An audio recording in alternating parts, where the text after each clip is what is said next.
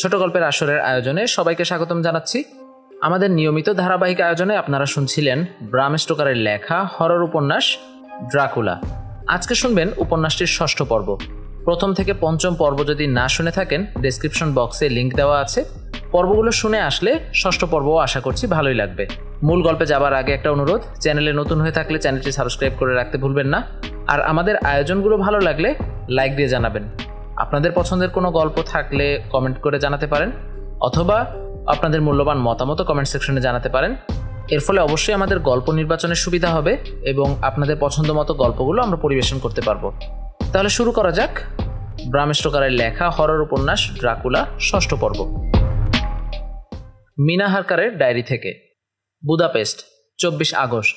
Hamburg পর্যন্ত জলপথে এসে ট্রেন ধরে শেষ পর্যন্ত ভালোই বুদাপেস্টে এসে পৌঁছেছি। বুদাপেস্ট হাসপাতালে পৌঁছে জোনাথনের অবস্থা দেখে দু চোখ ফেটে পানি বেরিয়ে এসেছে আমার। সাংঘাতিক রোগা হয়ে গেছে জোনাথন। শুধু ওর অপূর্ব সুন্দর চোখ দুটো আমার চেনা না থাকলে চিনতেই পারতাম না ওকে। ওর শরীর আর ওর মনের ওপর দিয়ে যে প্রচণ্ড ঝড় বয়ে গেছে তা দেখলেই অনুমান করা যায়। অতীতের কোনো কিছুই এখন স্পষ্ট স্মরণ করতে পারছে না সে। অভিজ্ঞ ডাক্তারদের মতে ওকে এখন জোর করে কিছু ভাবানোর চেষ্টা করলে ওর মস্তিষ্কের স্নায়ুতন্ত্রে প্রচণ্ড প্রতিক্রিয়ার সৃষ্টি হতে পারে। হাসপাতালের নার্স সিস্টার অগাথাকে জোনাথনের মানসিক আঘাতের কারণ যতবার জিজ্ঞেস করেছি ততবারই বুকে ক্রুশ এঁকে চোখ বড় বড় করে বলেছেন কোনো কিছুর বিনিময়েই তা বলা তার পক্ষে সম্ভব নয়। সিস্টার অগাথার মতো মিষ্টি স্বভাবের মহিলার এই আচরণ যথেষ্ট বিস্ময়ের উদ্রেক করে। একসময় একলা পেয়ে ওর এই অবস্থার কারণ জিজ্ঞেস করলে একটা ছোট্ট খাতা আমার হাতে তুলে দিয়ে ম্লান কণ্ঠে বলল জোনাথন, মিনা, এটা পড়ে দেখো, অনেক অবিশ্বাস্য অদ্ভুত ঘটনা জানতে পারবে। কিন্তু পড়ে আর সবার মতো তুমিও ভুল বোঝা না আমাকে। ইচ্ছে করেই ওই ভয়ঙ্কর 3 ডাইনির সাথে প্রেম করিনি আমি, করেছি শুধু প্রাণের দায়ে।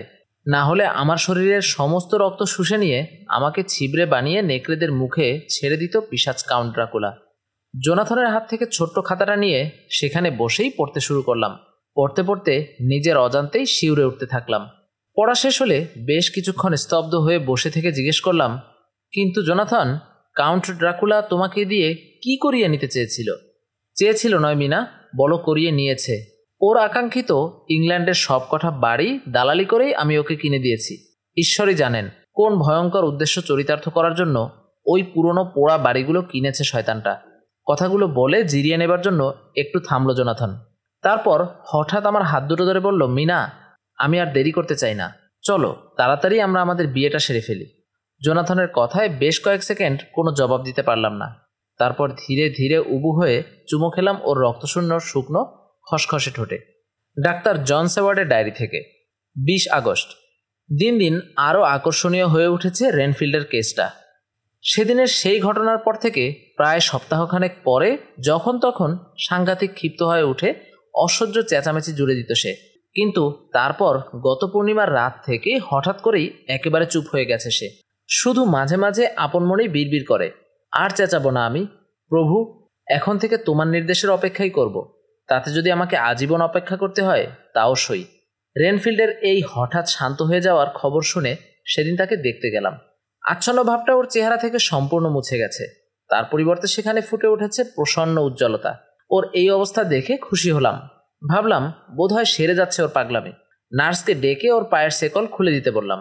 আমার কথা শুনে রীতিমতো আশ্চর্য হলো নার্স, কিন্তু বিনা প্রতিবাদে আদেশ পালন করলো। শেকল খোলা হলে শান্ত ধীর পায়ে আমার কাছে এগিয়ে এলো রেনফিল্ড। নার্সের বিস্মিত মুখের দিকে ইঙ্গিত করে মৃদু হেসে বলল, ও ভেবেছে বাঁধন খুলে দিলেই পালাবো আমি। বেটা বুদ্ধ কোথাকার। রেনফিল্ডের মতো বদ্ধ পাগল চেহারা দেখেই লোকের মনের কথা বলে দিতে পারে ভেবে অবাক লাগলো। প্রসঙ্গ বদলাতে চেষ্টা করে বললাম, রেনফিল্ড, বেড়াল চেয়েছিলে না তুমি? ভেবে দেখলাম আসলে একটা বেড়াল তোমাকে দেওয়া দরকার। তা ওটা কি আজই চাও নাকি? আগের মতো মৃদু হেসেই জবাব দিল রেনফিল্ড, না ডাক্তার, বেড়ালের আর প্রয়োজন নেই আমার। এখন অনেক ঊর্ধ্বে উঠে গেছি আমি। ওসব সামান্য ব্যাপার নিয়ে ভাবার চেয়ে ধৈর্য ধরে শুধু অপেক্ষা করব এখন আমি। কিসের অপেক্ষা করবে রেনফিল্ড? ভাবলাম এটাও ওর এক ধরনের পাগলামি। আর কথা না বলে নিজের কামরায় ফিরে এলাম। দিন দুয়েক আর কোনো খবর নেই। তার পরদিন সকালে ছুটতে ছুটতে এলো নার্স। আবার পাগলামি শুরু করেছে রেনফিল্ড। এবার আগের চেয়েও খেপে গেছে। জ্ঞান না হারানো পর্যন্ত এক টানা চেঁচিয়ে লাফিয়ে হাসপাতালের কামরায় তুফান তুলে রাখে সে। পরপর 3 দিন একই ঘটনার পুনরাবৃত্তি ঘটল। ওর এই আকস্মিক মানসিক পরিবর্তনের কোনো কারণ খুঁজে পেলাম না। ক্ষণে ক্ষণে এই রূপ বদলানোর পেছনে ভয়ঙ্কর কোনো অশুভ শক্তির হাত কি আছে? ভেবে চিন্তে একটা বুদ্ধি বের করলাম। রেনফিল্ডের সাথে একটু অভিনয় করতে হবে, ওকে পালানোর সুযোগ করে দিতে হবে। তারপর আড়াল থেকে লক্ষ্য রাখতে হবে ও কোথায় যায়, কি করে। 23শে আগস্ট কিন্তু আমাকে অবাক করে দিয়ে পালানোর সব রকম সুযোগ পেয়েও পালানো না রেনফিল্ড, অথচ হাসপাতালের কক্ষে থেকে তার উপদ্রব বেড়েই চলল। খোলা দরজা দিয়ে হঠাৎ করেই ধা করে বেরিয়ে এসে ডিউটিরত নার্সকে আক্রমণ করে বসে সে। ওর এই অত্যাচারে অতিষ্ঠ হয়ে আবার ওকে জানালা বন্ধ করে কয়েদ রাখার আদেশ দিলাম, এবং তারপরই আরেক অবাক কাণ্ড করে বসল সে। অপ্রত্যাশিত ঘটনাও কখনো কখনো ঘটে। ডিসরেলির এই উক্তি সত্যি প্রমাণিত করে আবার পালালো রেনফিল্ড। এতদিন তাকে পালাবার সমস্ত সুযোগ দেওয়া সত্ত্বেও পালালো না, অথচ এখন জোর করে পালালো। এটাও কি এক ধরনের পাগলামি? নাকি আমরা যে ওকে ইচ্ছে করে পালাবার সুযোগ দিয়ে অনুসরণ করার তালে আছি, এটা আগে থেকেই কোনো রহস্যময় উপায়ে জেনে যায় সে। নার্সের কাছেই পরে শুনলাম ঘরের কোণে চুপচাপ তৈরি হয়ে বসেছিল রেনফিল্ড। নার্স ঘরে ঢুকতেই তাকে ধাক্কা দিয়ে মাটিতে ফেলে খোলা দরজা দিয়ে এক ছুটে বাইরে বেরিয়ে যায় পাগলটা। রেনফিল্ড পালিয়ে যাবার সঙ্গে সঙ্গে এসে আমাকে খবর দিল নাইট গার্ড। এক মুহূর্ত দেরি না করে কয়েকজন লোক নিয়ে রেনফিল্ডকে খুঁজতে বেরিয়ে পড়লাম। খুঁজতে খুঁজতে কারফাক্সের সেই পুরনো বাড়িটায় গিয়েই পাওয়া গেল ওকে। আগেরবারের মতোই গির্জার বিশাল কাঠের দরজায় মুখ চেপে দাঁড়িয়ে আছে রেনফিল্ড। আমাদের দেখেই প্রচণ্ড আক্রোশে ফেটে পড়ল সে। দাঁত খিচিয়ে আমাকে আক্রমণ করতে ছুটে আসতেই ওকে ধরে ফেলল আমার লোকেরা। আবার ওর হাতে পায়ে লোহার শিকল পরিয়ে হাসপাতালে রওনা দিলাম। লাফিয়ে চেঁচিয়ে আমাদের কান ঝালাপালা করতে করতে চলল রেনফিল্ড। চলতে চলতেই হঠাৎ যেন কার আঙ্গুলি হেলনে আচমকা থমকে দাঁড়ালো রেনফিল্ড। চেঁচানোও বন্ধ হয়ে গেল ওর। অবাক হয়ে ওর দিকে চাইতেই দেখলাম মাথা তুলে স্থির দৃষ্টিতে আকাশের একদিকে চেয়ে আছে রেনফিল্ড। ওর দৃষ্টি অনুসরণ করে দেখলাম উজ্জ্বল জ্যোৎস্নায় বিশাল একটা বাদুড় পশ্চিম আকাশের দিকে উড়ে চলেছে। রাতের বেলা বাদুড়রা আকাশে উড়বে, এতে আশ্চর্যের কিছু নেই, কিন্তু এই বাদুড়টার কাজ কারবার অন্য সাধারণ বাদুড়ের চাইতে সম্পূর্ণ আলাদা। ডানা ঝটপট করার মৃদু শব্দ তুলে একে বেঁকে উড়ে যাচ্ছে না ওটা। অনেক উঁচুতে চিল যেভাবে বাতাসে ডানা মেলে ভেসে থাকে, তেমনি করে নিঃশব্দে উড়ে চলেছে, আর প্রায় অস্পষ্ট একটা হালকা ধোঁয়ার রেখা রেখে যাচ্ছে পেছনে। এমন অদ্ভুত ব্যাপার দেখা তো দূরের কথা, কখনো কারো কাছে শুনিও নি। আস্তে আস্তে পশ্চিম দিগন্তে মিলিয়ে গেল বাদুড়টা। যতক্ষণ দেখা গেল ওটা স্থির দৃষ্টিতে সেদিকেই তাকিয়ে থাকলো রেনফিল্ড। আশ্চর্য, তারপর কিন্তু আমাদের সাথে যেতে বিন্দুমাত্র আপত্তি করল না রেনফিল্ড। কোনো অশুভ শক্তির প্রভাব পড়েছে ওর উপর, ধারণাটা আরও বদ্ধমূল হলো আমার মনে। চিন্তিতভাবে ফিরে এলাম হাসপাতালে। 31শে আগস্ট আর্থার হোমউডের একটা চিঠি পেল ডাক্তার সেওয়ার্ড। প্রিয় জন, একটা বিশেষ উপকারের আশায় তোর হাসপাতালে এসেছিলাম, কিন্তু বহুক্ষণ অপেক্ষা করেও তোকে না পেয়ে এই চিঠি লিখে রেখে যাচ্ছি। দিন কয়েক ধরে সাংঘাতিক অসুস্থ হয়ে পড়েছে লুসি। দিনকে দিন কেমন যেন দুর্বল আর রোগা হয়ে যাচ্ছে সে। লুসিকে এর কারণ জিজ্ঞেস করে কোনো সদুত্তর পায়নি। ওর মাও বলতে পারছেন না কিছু, অথচ কিছুতেই ডাক্তার দেখাতে রাজি হচ্ছে না সে। অনেক সাধ্য সাধনা করে শেষ পর্যন্ত রাজি করানো গেছে ওকে, কিন্তু এক শর্তে, তুই ছাড়া আর কোনো ডাক্তারের সাহায্য সে নেবে না। অতএব এবারের মতো লুসিকে বাঁচা। হয়তো লুসির সামনে আসতে সংকোচ বোধ করবি তুই, তোর অবস্থায় হলে আমিও তাই করতাম, কিন্তু অন্তত লুসির দিকে চেয়ে একবার আয়। কাল দুপুর নাগাদ তোর আগমন প্রত্যাশা করতে পারে কি? তোর আর্থার। 1 সেপ্টেম্বর আর্থারের কাছ থেকে আর একটা ছোট্ট সংবাদ পেল সেওয়ার্ড। প্রিয় জন, বাবার অসুখ সাংঘাতিক রকম বেড়ে গেছে, অতএব এক্ষুনি বাড়ি রওনা হচ্ছি। লুসির ভার রইল তোর উপর, আর্থার। যথাসময়ে লুসির বাড়িতে এসে পৌঁছালো ডাক্তার সেওয়ার্ড। ভালো মতো ওকে পরীক্ষা করে দেখার পর সেদিনই আর্থারকে একটা চিঠি লিখে জানালো সে। 1 সেপ্টেম্বর হুইটবি। আর্থার, যথাসময়ে লুসিদের বাড়ি এসে পৌঁছেছি। লুসিকে বারবার পরীক্ষা করেও ওর শরীরে কোনো রোগের লক্ষণ আমার চোখে পড়েনি, কিন্তু তবু কেন জানি সন্তুষ্ট হতে পারছি না। গতকাল ওকে যেমন দেখে গিয়েছিলাম তেমনটি আর নেই এখন ও। সন্দেহ হচ্ছে ওর রোগটা শরীরে নয়, মনে। বারবার ওকে প্রশ্ন করে অদ্ভুত কিছু কথা জানতে পারলাম। মাঝে মাঝে শ্বাস নিতে নাকি ভীষণ কষ্ট হয় ওর। ক্লান্তিতে বুঝে আসে দু চোখের পাতা। ঘুমের মাঝে প্রায়ই নাকি দুঃস্বপ্ন দেখে জেগে ওঠে, কিন্তু কি দেখেছে ঘুম ভাঙার পর তা আর মনে করতে পারে না।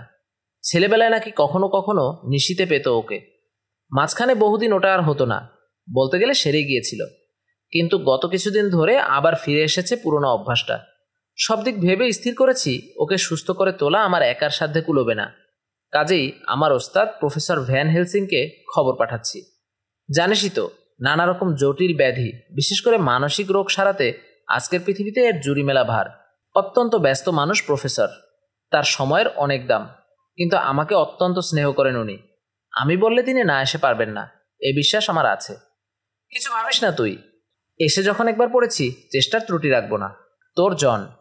ডাক্তার স্যাওয়ার্ডের চিঠি পাওয়ার সঙ্গে সঙ্গে তার জবাব পাঠালেন প্রফেসর আব্রাহাম ভ্যান হেলসিং।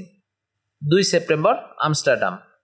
ডিয়ার জন, কয়েক মিনিট আগেই তোমার চিঠি পেলাম। চিন্তা করো না, এখনই হুইটবির উদ্দেশ্যে রওনা হয়ে পড়ছি আমি। ক্রিসেন্টের গ্রেট ইস্টার্ন হোটেলে আমার জন্য একটা ঘর ঠিক করে রাখো। আশীর্বাদ আনতে, ভ্যান হেলসিং। 3 সেপ্টেম্বর, আর্থারকে আর একটা চিঠি লিখল স্যাওয়ার্ড।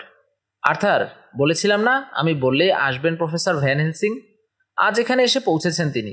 লুসিকে পরীক্ষাও করেছেন। লুসিকে দেখেই তার মুখ কেমন যেন থমথমে গম্ভীর হয়ে গেছে, যেন ভয়ঙ্কর কোনো সম্ভাবনার ইঙ্গিত পেয়েছেন তিনি। ওকে জিজ্ঞেস করলে শুধু বলেছেন লুসিকে আরও ভালো করে পরীক্ষা না করে কিছু বলতে পারবেন না উনি। তবে আসার কথা, প্রফেসর এখানে আসার সঙ্গে সঙ্গে একটু সুস্থ মনে হচ্ছে লুসিকে। ডাক্তারের সংস্পর্শে এলেই রোগীর রোগ অর্ধেক সেরে যায়। লুসির ব্যবহার বোধ হয় তারই প্রমাণ করছে। অযথা দুশ্চিন্তা করবি না, তোর আব্বা এখন কেমন আছে জানাবি। তোর জন। প্রথমবারের মতো লুসিকে দেখা শেষ করে কিছু জরুরি কাজ সারতে আমস্টারডামে ফিরে গেছেন প্রফেসর হেলসিং। স্যাওয়ার্ডকে বলে গেছেন লুসির অবস্থা সম্পর্কে রোজ যেন টেলিগ্রাম করে তাকে জানানো হয়। কর্তব্য কাজে বিন্দুমাত্র গাফিলতি না করে যথারীতি প্রফেসরকে তার বার্তা পাঠিয়েছে স্যাওয়ার্ড। পাঠানো তার বার্তাগুলো এরকম। 4 সেপ্টেম্বর, আজ রোগীর অবস্থা অনেকটা ভালো। 5 সেপ্টেম্বর, ওর অবস্থার আরও উন্নতি হয়েছে, ঘুম স্বাভাবিক, ক্রমশ কেটে যাচ্ছে চেহারার বিবর্ণ ভাবটা। 6 সেপ্টেম্বর, হঠাৎ আজ অবস্থার অত্যন্ত অবনতি ঘটেছে, এক্ষুনি চলে আসুন। এই দিনে আর্থারকেও একটা চিঠি লিখল জন। আর্থার, খবর ভালো না। হঠাৎ করে আজ সকাল থেকেই লুসির অবস্থা খারাপের দিকে মোড় নিয়েছে। যত তাড়াতাড়ি সম্ভব প্রফেসর হেলসিংকে আসতে মেসেজ পাঠিয়ে দিয়েছি। তোকে কথাটা না জানালেও পারতাম, কিন্তু আমার মনে হয় অবস্থার চাপ সহ্য করার মতো মানসিক শক্তি তোর আছে। ঠিক করেছি লুসির ব্যাপারে যাই কিছু করি তোকে না জানিয়ে করব না। হাজার হোক, ও তোর ভাবি স্ত্রী, ওর ভালো মন্দের দায়িত্ব আমাদের চেয়ে তোর অনেক বেশি। তোর জন। ডাক্তার জন স্যাওয়ার্ডের ডায়েরি থেকে। 7 সেপ্টেম্বর, ঘরে ঢুকেই আমাকে জিজ্ঞেস করলেন প্রফেসর ভ্যান হেলসিং, লুসির রোগের কথা বিস্তারিত লিখে জানিয়েছ মিস্টার হোমুটকে? না, আপনার জন্য অপেক্ষা করছি, তবে লুসি অসুস্থ এই কথাটা জানিয়েছি ওকে। বেশ করেছ, ওকে বিস্তারিত জানানোর সময় আসেনি এখনো। আসলে ব্যাপারটা কি স্যার? ব্যাপার একটা নিশ্চয়ই আছে, তবে আগে শিওর হয়নি আমি, তারপর বলবো। এখনই বললে হয় না? আমরা সবাই মিলে আলোচনা করে একটা সিদ্ধান্তে প্রফেসরের মুখের দিকে চেয়েই থেমে গেলাম আমি। দেখো, সবকিছু জানারই একটা নির্দিষ্ট সময় থাকে, তার আগে জানাও যেমন উচিত নয়, পরে জেনেও লাভ নেই। অতএব ধৈর্য ধরে অপেক্ষা করতেই হচ্ছে তোমাকে। বুঝলাম সময় না এলে সারাক্ষণ চাপাচাপি করেও এর বেশি একটা কথা বের করা যাবে না প্রফেসরের মুখ থেকে। অগত্যা আর কথা না বাড়িয়ে চুপ করে বসে থাকলাম। কয়েক সেকেন্ড চুপ করে থেকে বললেন প্রফেসর, চলো লুসিকে একবার দেখে আসি। সম্মতি জানিয়ে উঠে পড়লাম। কথা বলতে বলতে লুসিদের বাড়ির দিকে এগিয়ে চললাম। আমার মুখে লুসির রোগের উপসর্গগুলো বিস্তারিত বিবরণ শুনে গম্ভীর হয়ে গেলেন প্রফেসর। এরপর সারা পথটায় আর একটা কথাও বললেন না তিনি। গভীর চিন্তিতভাবে পথ চলতে লাগলেন। লুসির ঘরে পা দিয়েই চমকে উঠলাম ওর চেহারা দেখে। গতকালও তো এমন ছিল না। বিবর্ণ পাংশুটে মুখ, শুকনো ম্লান দুটো ঠোঁট, ঠেলে বেরিয়ে এসেছে চিবুকের হাড়। ধরন দেখেই বোঝা যাচ্ছে নিঃশ্বাস নিতে কষ্ট হচ্ছে ওর। প্রফেসরের দিকে চেয়ে দেখলাম পাথরের মতো কঠিন দেখাচ্ছে ওর মুখ। লোমশ ভ্রু দুটো কুঁচকে লেগে রয়েছে একটার সাথে আরেকটা। নিশ্চল হয়ে দাঁড়িয়ে স্থির দৃষ্টিতে তাকিয়ে আছেন তিনি লুসির রোগজীর্ণ শরীরটার দিকে। কয়েক সেকেন্ড তেমনিভাবে দাঁড়িয়ে থেকে আমাকে ইশারায় ঘর থেকে বেরিয়ে আসতে বললেন তিনি। বাইরের ঝুল বারান্দাটায় বেরিয়েই নিচু গম্ভীর গলায় আমাকে বললেন, এক্ষুনি, এই মুহূর্তে ওকে রক্ত দিতে হবে জন। এখন থেকে যে কোনো মুহূর্তে রক্তের অভাবে মৃত্যু ঘটতে পারে ওর। এত তাড়াতাড়ি তো বাইরে কোথাও থেকে রক্ত জোগাড় করা যাবে না। আমার রক্তের গ্রুপ ওর সাথে মেলে কিনা একবার দেখে নিন স্যার। এটা এমন একটা কেস জন, যে এসব রোগীকে রক্ত দিতে হলে রক্তের গ্রুপ মেলাবার দরকার পড়ে না, যে কোনো গ্রুপের মানুষের রক্ত হলেই চলে। এখন এসো আমার সাথে, যন্ত্রপাতির ব্যাগটা নিচে রেখে এসেছি, চলুন। নিচে নেমেই বুঝলাম কে যেন ড্রয়িং রুমের দরজার কড়া নাড়ছে। এগিয়ে গিয়ে দরজা খুলে দিয়েই চমকে উঠলাম। চেহারায় গভীর উৎকণ্ঠার ছাপ নিয়ে দাঁড়িয়ে আছে আর্থার। আমাকে দেখেই উদ্বিগ্ন কণ্ঠে সে জিজ্ঞেস করলো, খবর কি জন? লুসি কেমন আছে? বলেই আমার পেছনে দাঁড়ানো প্রফেসরের দিকে চোখ পড়তে বলল, ইনিই বোধহয় প্রফেসর হেলসিং। আমি সম্মতি জানাতেই প্রফেসরের দিকে এগিয়ে গিয়ে ওর একটা হাত চেপে ধরল আর্থার। বাঁচালেন আমাকে। আপনি এসে পড়ায় সত্যিই নিশ্চিন্ত হচ্ছি আমি। ঠিক সময়েই এসে পড়েছ দেখছি তুমি। ভালোই হলো, বললেন প্রফেসর। কিন্তু মুখ দেখে আমার মনে হলো আর্থারের উপস্থিতিতে খুব একটা সন্তুষ্ট হতে পারছেন না প্রফেসর। বোধহয় তার কাজে বাধার আশঙ্কা করছেন তিনি। কিন্তু শেষ পর্যন্ত আর্থারের উদ্বেগ লক্ষ্য করে বললেন, এ সময় তোমার সহযোগিতার দরকার আছে লুসির।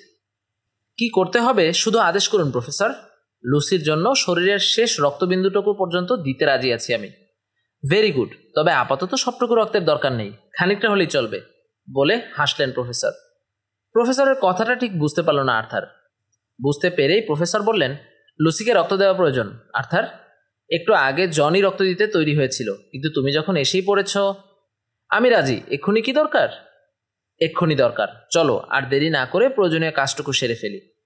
সিঁড়ি দিয়ে উপরে উঠতে উঠতে আর্থারকে সতর্ক করে দিলেন প্রফেসর। সাবধান আর্থার, অযথা হইচই করে লুসির ঘুম ভাঙাবে না। আর যদি নিজে নিজেই ও জেগে ওঠে তাহলেও উত্তেজিত হয়ে উঠতে পারে এমন কোনো কথা বলবে না লুসির সাথে। নিশ্চিন্তে থাকতে পারেন আপনি প্রফেসর। গুড। তিনজনেই এসে দাঁড়ালাম লুসির ঘরের সামনে ঝুল বারান্দায়। প্রফেসরের নির্দেশে ঘরের বাইরে দাঁড়িয়ে থাকলো আর্থার। আমরা দুজনে ঘরে ঢুকলাম। ঘুম ভেঙে জেগে উঠেছে তখন লুসি। আমাদের ঘরে ঢুকতে দেখে তার চেহারায় কোনো ভাবান্তর হলো না। নিরুৎসুক দৃষ্টিতে শুধু আমাদের দিকে চেয়ে থাকলো। ব্যাগ হাতে ধীরে সুস্থে এগিয়ে লুসির বিছানার পাশে বসলেন প্রফেসর। ব্যাগ থেকে একটা সিরিঞ্জ বের করে তাতে ওষুধ ভরে ইনজেক্ট করে দিলেন লুসির শরীরে। কয়েক সেকেন্ড পরই অতি ধীরে চোখের পাতা মুদে ফেলল লুসি। ভারী হয়ে এলো ওর শ্বাস প্রশ্বাস।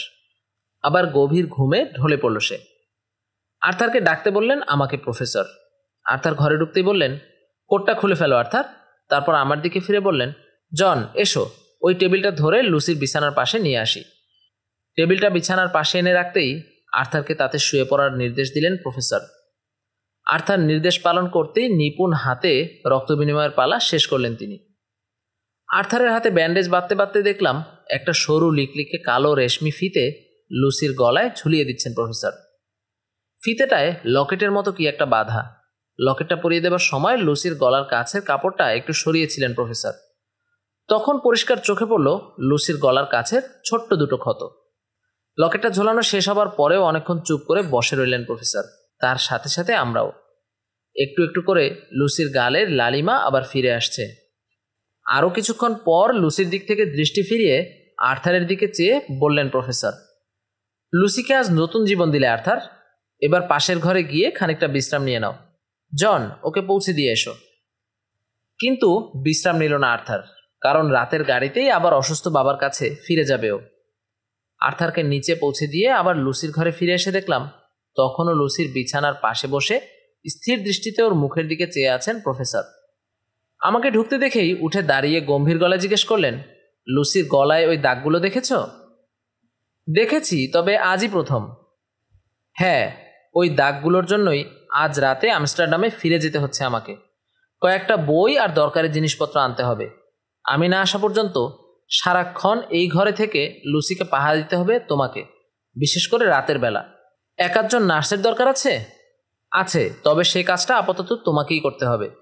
তোমাকে সতর্ক করে দিচ্ছি, রাতের বেলা মুহূর্তের জন্য এই ঘর ছেড়ে কোথাও যাবে না বা ঘুমোবে না। চোখ কান খোলা রাখবে। যতটা সম্ভব তাড়াতাড়ি ফিরে আসবো আমি। এসেই আবার নতুন করে চিকিৎসা শুরু করতে হবে লুসির। আবার নতুন কি করবেন? একটু অবাক হয়ে জানতে চাইলাম। পরে বলবো, বলেই ব্যাগটা হাতে নিয়ে দ্রুত দরজার দিকে এগিয়ে গেলেন প্রফেসর। দরজার গোড়ায় পৌঁছেই আবার ফিরে দাঁড়িয়ে বললেন, লুসিকে তোমার হাতে রেখে গেলাম জন। মনে রেখো, লুসির যদি কিছু ঘটে তাহলে আমার কাছে কৈফিয়ত দিতে হবে তোমাকে। বলেই চলে গেলেন প্রফেসর। 8 সেপ্টেম্বর। সারাটা রাত লুসির পাশে জেগে বসে থাকলাম। দিন রাতের প্রায় সারাক্ষণই ঘুমিয়ে কাটিয়ে দিল লুসি। শুধু সাজের দিকে একবার একটুক্ষণের জন্য ঘুম ভেঙেছিল ওর। সে সময় পরিচারিকাকে ডেকে ওর রাতের পোশাক পরিয়ে দিতে এবং আমি না ফেরা পর্যন্ত লুসির পাশে বসে থাকতে বলে নিচে নেমে এলাম লুসির মায়ের সাথে দেখা করার জন্য। ওর সাথে কয়েক মিনিট কথা বলে লুসির অবস্থা জানিয়ে খাবার ঘরে গিয়ে তাড়াহুড়ো করে কিছু খেয়ে নিলাম। লুসির ঘরে ফিরে আসতেই আশ্চর্য সুন্দর চোখ দুটো মেলে আমার দিকে চাইল। ওষুধের প্রতিক্রিয়ায় আবার ঘুমিয়ে পড়তে যাচ্ছে ও। চোখের পাতার সংকোচন দেখেই তা আন্দাজ করা যায়। আমাকে দেখে প্রাণপণে চোখের পাতা খুলে রাখার চেষ্টা করলো ও। মাথাটাকে এপাশ ওপাশ নাড়িয়ে ঘুম তাড়াবার চেষ্টা করলো বার দুয়েক। মৃদু হেসে জিজ্ঞেস করলাম, ঘুমোতে ইচ্ছে করছে না লুসি? না, কেন যেন ভয় করছে। কিসের ভয়? ঠিক বোঝাতে পারবো না তোমাকে জন। রাতের বেলা, বিশেষ করে গভীর রাতে ভয়ঙ্কর সব দুঃস্বপ্ন দেখি আমি। আশ্চর্য, তখন ওগুলোকে সত্যি বলেই মনে হয়। আরে না, ওসব কিছু না। আসলে দুর্বল হয়ে পড়েছে তো, অল্পতেই ভয় পেয়ে যাও। শরীরে একটু বল ফিরে আসলেই দেখবে দুঃস্বপ্নটা কিছুই থাকবে না। আমার তা মনে হয় না জন। ঠিক আছে ঠিক আছে, এখন ঘুমাও। তোমার পাশে বসেই পাহারা দেব আজ সারা রাত। ভয় পেয়ে ঘুম ভেঙে গেলে দেখবে ঠিক তোমার কাছেই বসে আছি আমি। আহ, বাঁচালে জন, বলেই ছোট্ট একটা দীর্ঘশ্বাস ফেলে চোখ মুছল লুসি। কয়েক সেকেন্ডেই ঢলে পড়ল গভীর ঘুমে। তারপর সারা রাত একবারের জন্য চোখ মেলেনি সে, এমনকি নড়েনি পর্যন্ত। বুঝলাম সারা রাতে একবারও দুঃস্বপ্ন দেখেনি সে। ভোরবেলা মোরগ ডাকার সঙ্গে সঙ্গে পরিচারিকা এসে ঘরে ঢুকল। ওর হাতে লুসির ভার দিয়ে বাড়ি ফিরে এলাম। প্রথমেই প্রফেসর এবং আর্থারকে দুটো তার বার্তা পাঠালাম। তারপর গোসল করে খেয়ে দিয়ে কাজে মন দিলাম। কয়েকদিনের জমানো অজস্র কাজ আর নানান টুকিটাকি গোছগাছ করতে করতেই দিনটা কেটে গেল। কয়েকদিন ধরে রেনফিল্ডের খোঁজ নেওয়াও হয় না, তাই বিকালের দিকে একবার দেখতে গেলাম ওকে। মোটামুটি ভালোই আছে রেনফিল্ড। রাতে খেতে বসে আমস্টারডাম থেকে পাঠানো প্রফেসরের তার বার্তা পেলাম। আজ রাতেও আমাকে লুসির পাশে বসে কাটাতে অনুরোধ করেছেন তিনি। রাতের গাড়িতেই রওনা দিচ্ছেন প্রফেসর। আগামীকাল ভোর নাগাদ পৌঁছে যাবেন এখানে। 9 সেপ্টেম্বর। পরপর দুরাত জেগে কাটিয়ে দারুণ ক্লান্তি বোধ করছি আজ। প্রায় টলতে টলতে এসে পৌঁছলাম লুসিদের বাড়িতে। আজ বেশ সুস্থ মনে হচ্ছে লুসিকে। আমার মুখের দিকে চেয়ে উদ্বিগ্ন হলো লুসি। বলল, আজ অত্যন্ত ক্লান্ত দেখাচ্ছে তোমাকে জন। আজ আর মিছিমিছি আমার পাশে জেগে বসে থেকে কষ্ট করতে হবে না তোমাকে। তার চেয়ে তুমি ঘুমাও, আমিই বরং তোমার পাশে জেগে বসে থাকি। ওর কথায় আমার মন থেকে অনেকখানি দুশ্চিন্তা দূর হয়ে গেল। ওর কাছ থেকে কিছুক্ষণের জন্য বিদায় নিয়ে নিচে নেমে এলাম। খাওয়া দাওয়া শেষ করে পরপর 2 কাপ গরম কফি খেয়ে বেশ চাঙ্গা হয়ে উঠল শরীরটা।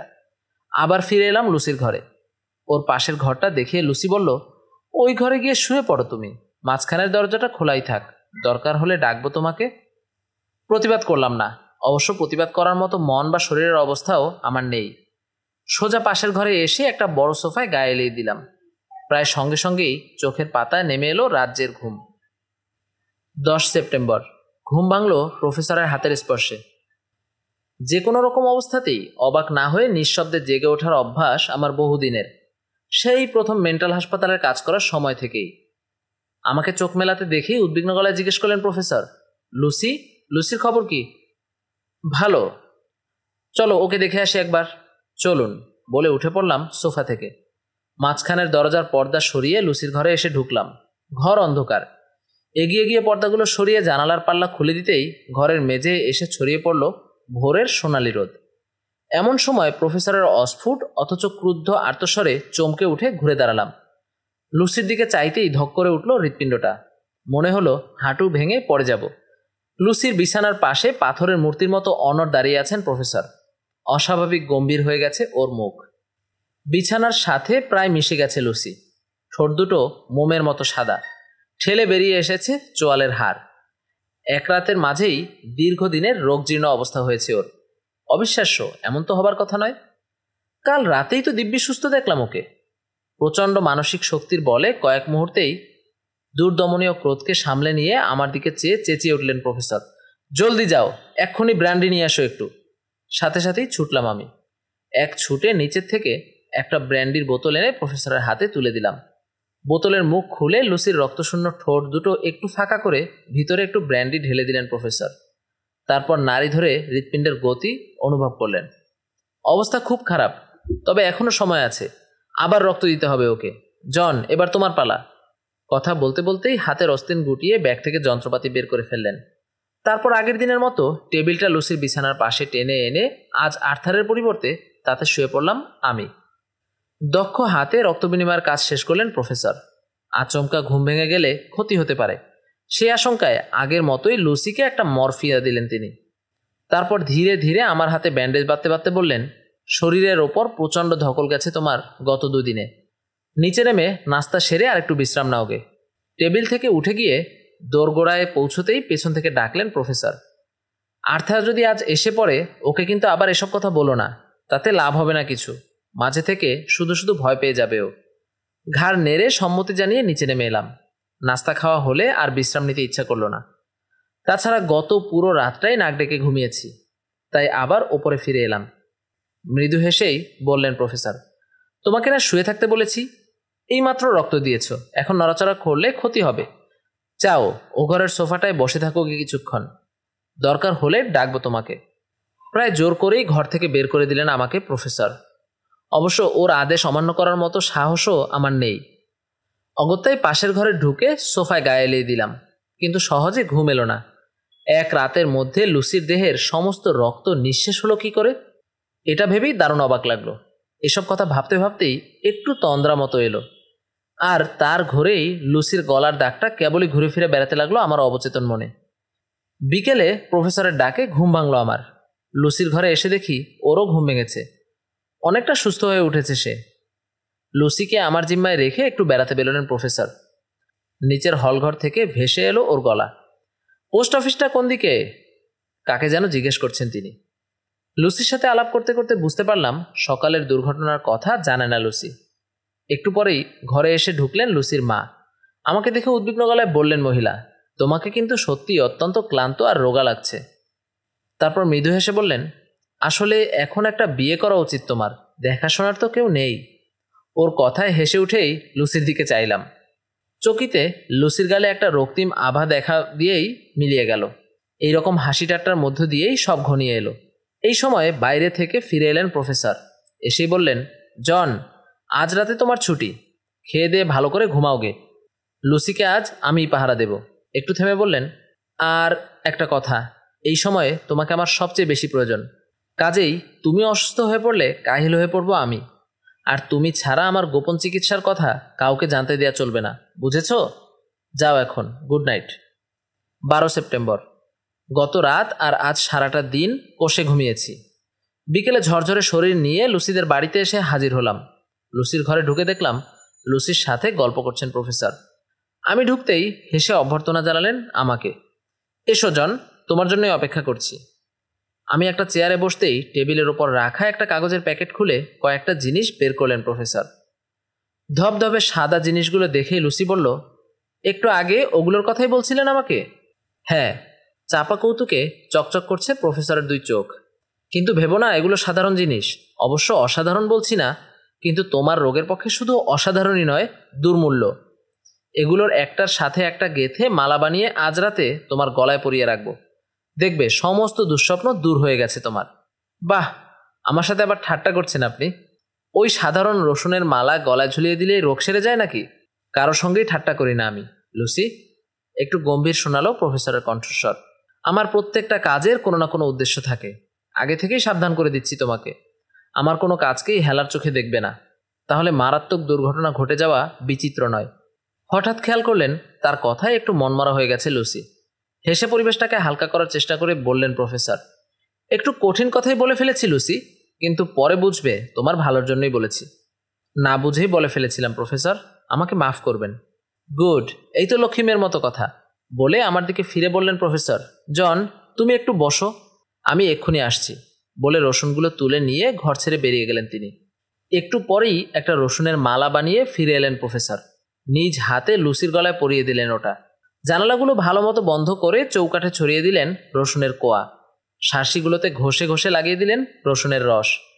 কাজ শেষ করে লুসির কাছে ফিরে এসে বললেন, লুসি, রাতের বেলায় দেখবে অত্যন্ত অস্বস্তি লাগছে তোমার, কিন্তু কিছুতেই গলা থেকে মালাটা বা কোনো দরজা জানালা সামান্যতম সময়ের জন্য খুলবে না, মনে থাকবে? থাকবে। আর কথা না বাড়িয়ে আমাকে সহ লুসির কামরা থেকে বেরিয়ে এলেন প্রফেসর। হোটেলে ফেরার পথে বেশ খুশি খুশি গলায় বললেন তিনি, একটু শান্তিতে ঘুমোতে পারবো আজ রাতে। ট্রেন যাতায়াত, পড়াশোনা আর প্রচণ্ড উদ্বেগের জন্য গত কয়েকটা দিন চোখের পাতায় এক করতে পারিনি। 13 সেপ্টেম্বর। আজ সকালটা ভারী চমৎকার। ভোরের বাতাসে শরতের মিঠে আমেজ। অবশ্য পাতা ঝরার মৌসুম শুরু হতে এখনও দেরি আছে।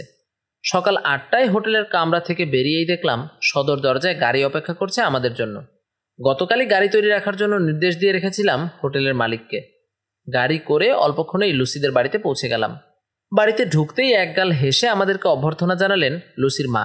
জানালেন গত রাতে গভীরভাবে ঘুমিয়েছে লুসি, এখন পর্যন্ত ঘুম ভাঙেনি ওর। মনে হচ্ছে ওষুধ ধরেছে, বললেন প্রফেসর। আমারও তাই মনে হয় প্রফেসর। কাল রাতে লুসির জন্য অত্যন্ত ভাবনা হচ্ছিল, তাই মাঝরাতের দিকে উঠে একবার দেখতে গিয়েছিলাম। ঘরে ঢুকে দেখলাম গভীরভাবে ঘুমাচ্ছে লুসি। আমার পায়ের শব্দে ঘুম ভাঙল না ওর।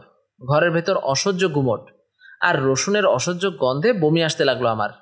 দরজা জানালাগুলোও দেখলাম সব বন্ধ। চাকর বাকরগুলোর উপর ভয়ানক রাগ হলো আমার। অসুস্থ মেয়েটার ঘরটাও একটু পরিষ্কার রাখতে পারে না ওরা।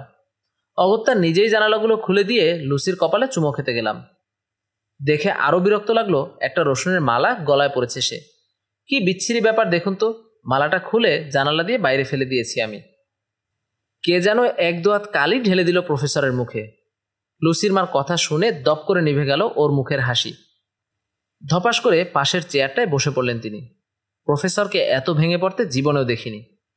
কয়েক মিনিট গুম মেরে বসে থেকে হঠাৎ চেয়ার ছেড়ে উঠে দাঁড়ালেন প্রফেসর। বুঝেছি, সেই শয়তানি লুসির মার হাত দিয়ে দরজা জানালা খুলিয়েছে, কিন্তু হারামজাদার কাছে তো পরাজয় স্বীকার করতে পারবো না আমি। চলো কাজ শুরু করে দিই আমরা। বলেই এক লাফে দুটো করে সিঁড়ি টপকাতে টপকাতে উপরে উঠতে শুরু করলেন তিনি। পেছন পেছন আমিও। লুসির ঘরে ঢুকে আবার মরার মতো রক্তশূন্য অবস্থায় বিছানায় পড়ে থাকতে দেখলাম লুসিকে। বিন্দু মাত্র দ্বিধা না করে বললেন প্রফেসর, এবার রক্ত দেবার পালা আমার। জন, তৈরি হয়ে নাও। এবার রক্ত বিনিময়ের কাজ শেষ করলাম আমি। প্রফেসরের হাতটা ব্যান্ডেজ করে দিতেই উঠে বসলেন তিনি। উঠেই চোখ পড়ল লুসির মার ওপর। আমরা রক্ত বিনিময় নিয়ে ব্যস্ত থাকার সময়ই কোনো এক ফাঁকে ঘরে এসে ঢুকেছেন তিনি। তাকে দেখতে পেয়েই গম্ভীর গলায় ঘোষণা করলেন প্রফেসর, দেখুন মিসেস ওয়েস্টেনরা, যদি মেয়েকে বাঁচাতে চান তাহলে আমার কথার একটু এদিক ওদিক করতে পারবেন না। আমার বিনা অনুমতিতে লুসির ঘরে ঢুকতেও পারবেন না। জানালা দরজা বন্ধ থাকলে তা খুলতে পারবেন না। আর রসুনের মালা কেন, সারা ঘর রসুনে ভরে থেকে অসহ্য গন্ধে দম বন্ধ হয়ে আসলেও তা সরাতে যাবেন না, কারণ ওই রসুনই লুসির রোগের একমাত্র প্রতিষেধক। আর একমাত্র রসুনের গন্ধই দূরে সরিয়ে রাখতে পারে ওই ভয়ঙ্কর পিশাচটাকে। লুসির ডায়েরি থেকে। 17 সেপ্টেম্বর সকাল। একে একে শান্তিতেই কেটে গেল 4টে দিন আর রাত।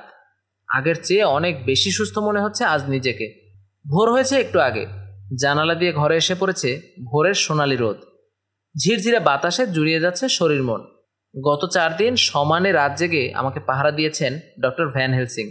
আজ রাত থেকে আমাকে আর কারো পাহারা দেবার দরকার নেই ভেবেই বোধহয় আমস্টারডামে ফিরে গেছেন তিনি। ধীরে ধীরে সাহস ফিরে পাচ্ছি আমিও। বুঝতে পারছি রাতের বেলা একা থাকতে আর ভয় করবে না আমার। রসুনের উগ্র গন্ধটার সাথেও অভ্যস্ত হয়ে পড়েছি।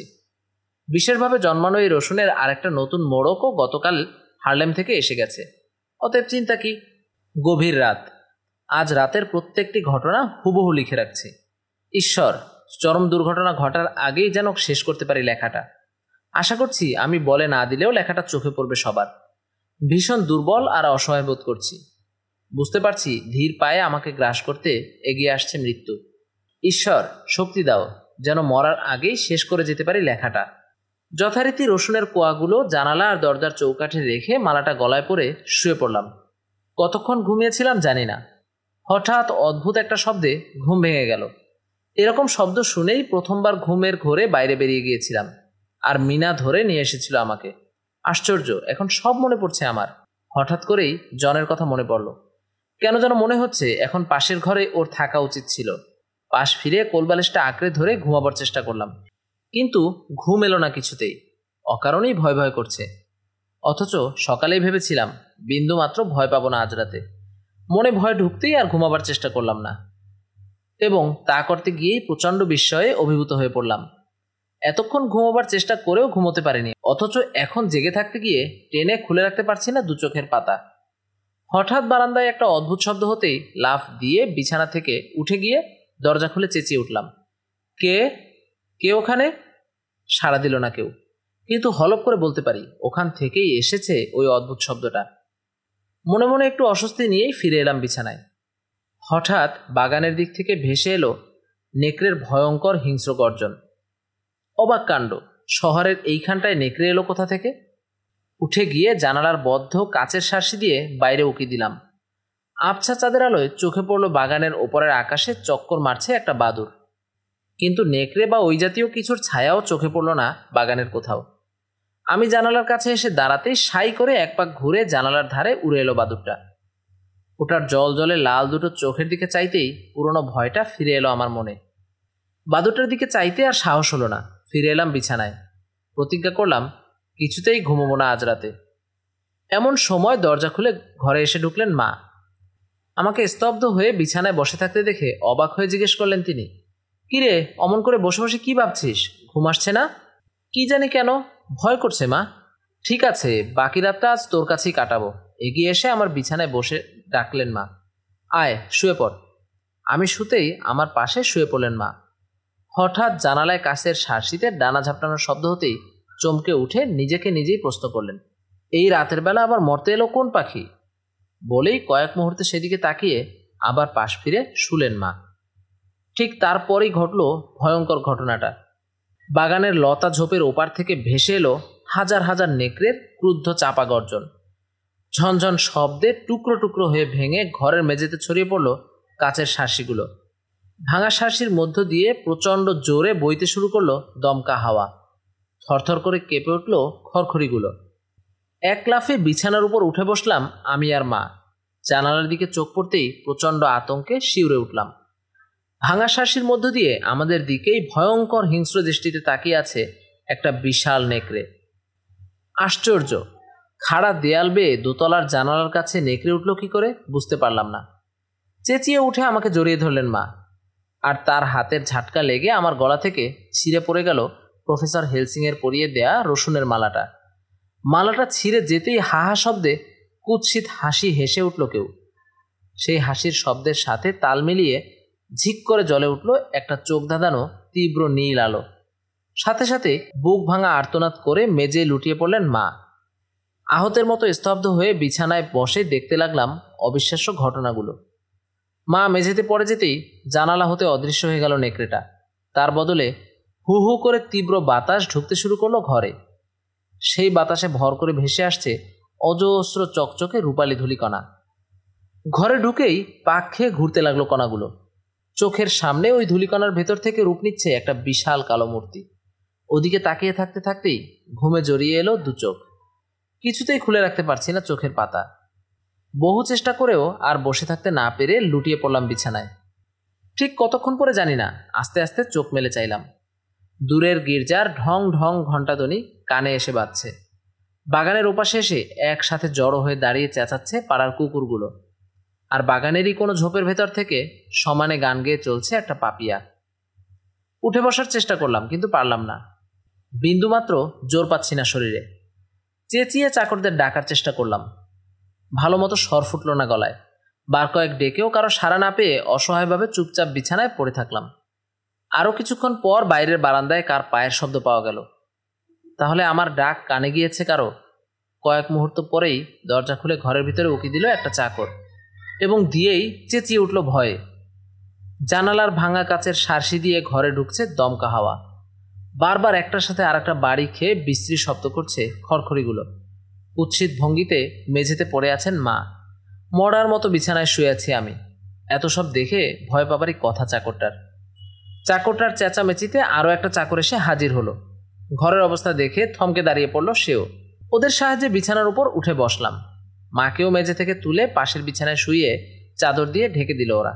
কাজ ঠিকই করছে, কিন্তু আতঙ্ক দূর হচ্ছে না ওদের মন থেকে। অগত্যা নিচে থেকে খানিকটা করে ব্র্যান্ডি খেয়ে আসতে বললাম ওদেরকে। ভাবলাম তাহলে কিছুটা ধাতস্থ হবে। নিচে চলে গেল ওরা, কিন্তু আর ফিরে এলো না। ব্যাপার কি? গায়ে জোর দিয়ে গলা ফাটিয়ে বার কয়েক ডেকে কোনো সাড়া পেলাম না চাকর দুটোর কাছ থেকে। কোনো মতে বিছানা থেকে নেমে দেখতে চললাম। নিচে গিয়েই পাওয়া গেল ওদেরকে, তবে অজ্ঞান হয়ে মেঝেতে পড়ে থাকা অবস্থায়। ভুল করে ব্র্যান্ডির বদলে মার ঘুমের ওষুধের বোতল থেকে ওষুধ খেয়ে ফেলেছে ওরা। বুঝতে পারছি এসবই ভয়ঙ্কর কোনো দুর্যোগের পূর্বাভাস। নিজের ঘরে ফিরে এলাম। মায়ের জ্ঞান ফিরেছে কিনা পরীক্ষা করতে গিয়েই টের পেলাম দুর্যোগটা কি। বুকের ভেতর থেকে একসাথে ঠেলে বেরিয়ে আসতে চাইছে চাপ চাপ কান্না। শেষ পর্যন্ত আর সইতে না পেরে ডুকরে কেঁদে উঠলাম। আমাকে ছেড়ে চিরদিনের মতো চলে গেছেন মা। ঠিক সেই মুহূর্তে আবার শোনা গেল বিশ্রী অট্টহাসির শব্দ। আবার বাগানের দিক থেকে একসাথে গর্জন করে উঠল হাজারো নেকড়ের দল। আবার জানালা দিয়ে ঘরে ঢুকতে শুরু করলো সে আশ্চর্য রূপালী ধূলিকণা। পরিষ্কার বুঝতে পারলাম সময় শেষ হয়ে আসছে আমারও, কিন্তু তা বাইরের পৃথিবীটাকে জানিয়ে যাওয়া দরকার। তাড়াতাড়ি ড্রয়ার হাতে ডায়েরি, খাতা আর কলম বের করে লিখতে বসলাম। চোখের সামনেই আবার কালো মূর্তির রূপ নিচ্ছে ধূলিকণাগুলো। এখন থেকে যে কোনো মুহূর্তে ঘটে যেতে পারে যা খুশি। ঈশ্বর, মৃত্যুর পরে তোমার পায়ে ঠাঁই দিও আমাকে। ড্রাকুলা গল্পটির 6ষ্ঠ পর্ব এখানেই সমাপ্ত। প্রিয় দর্শক, আপনারা এতক্ষণ শুনছিলেন ব্রাম স্টোকারের লেখা হরর উপন্যাস ড্রাকুলা এর 6ষ্ঠ পর্ব। আজকে এখানেই বিদায় নিচ্ছি। আবার কথা হবে ড্রাকুলার 7ম পর্ব নিয়ে। ততদিন সবাই ভালোই থাকবেন। টাটা।